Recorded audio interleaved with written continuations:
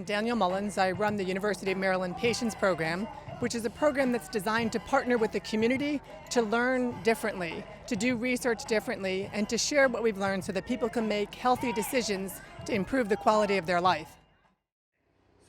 One of the great things about the Patients Program is as we become more involved with the community is asking us to come and to share how we do things, to share information about how people can improve their health, but also just to come and get to know the community so that as we continue to do research differently, we do it in an authentic partnership with the community based upon their needs and their questions.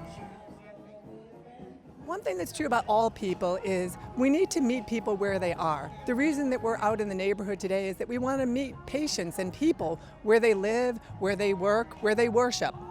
A lot of researchers don't know how to do that, and I laugh because it's as simple as walking out into neighborhoods and meeting people where they are. The Patients Program helps to support researchers at the University of Maryland who haven't done that before. So we invite anybody to join the Patients Program to go with us to meet the community, and we also invite the community to join the Patients Program and meet researchers at the University of Maryland. One thing I've learned with the Patients Program at the University of Maryland is it is always better to ask your patients what they think, because that's what the Patients Program does. You know, you have your opinion as a professional, and you would think that's the best way to go about it. But the best way, I believe, after working with the Patients Program, is to get the opinion of the patient and try to incorporate it while you give your advice as a professional. In a community health event, it's much more social, it's much more relaxed, and the community is much more open to engagement. So they're open to interact with you, share their opinions on stuff. But in the pharmacy, they feel like you're a professional, and they come in there for help, but they think the only help you can give them is your professional advice as a pharmacist. So you don't get to address all the other stuff they might have problems where they need help with. So coming out in the community in a social event like this is something that helps you to get better understanding of your patients. I spoke with Dr. Mullins a couple of weeks into our pharmacy school, and from his explanation about his research and the Patients Program, it was mainly going into the communities and trying to interact with the community and bringing them into research and healthcare, their healthcare.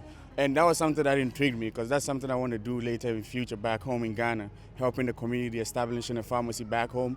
And that was something I saw that aligned with my future plans as a pharmacist. And I was really intrigued, and I tried to get on board with it. One thing you realize is the community is not really aware about the health issues out there. Another thing I would mention is access to health care. They probably don't use the facilities available to them as they should, and that's something the Patients Program highlights. It makes the people in the community aware of the facilities they have and the resources that are available to them. And we bring it to the community, we explain to them what resources the University of Maryland has to offer. Community outreach entails me keeping contacts with other community organizations that pretty much have the same goals that we do.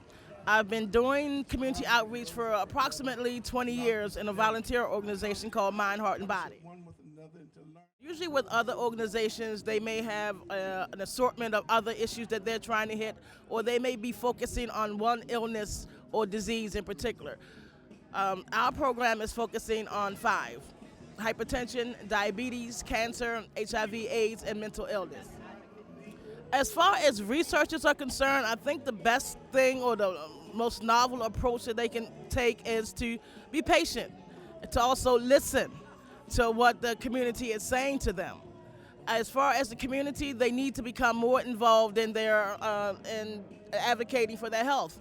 They need to find out the answers to the questions that they have, and they just need to be more involved.